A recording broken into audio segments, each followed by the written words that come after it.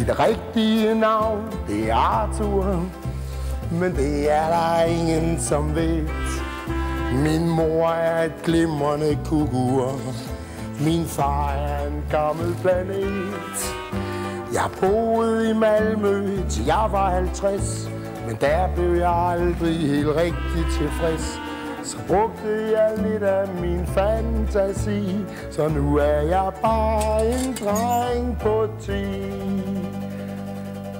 Jeg er lynende travl, men jeg tager den med ro.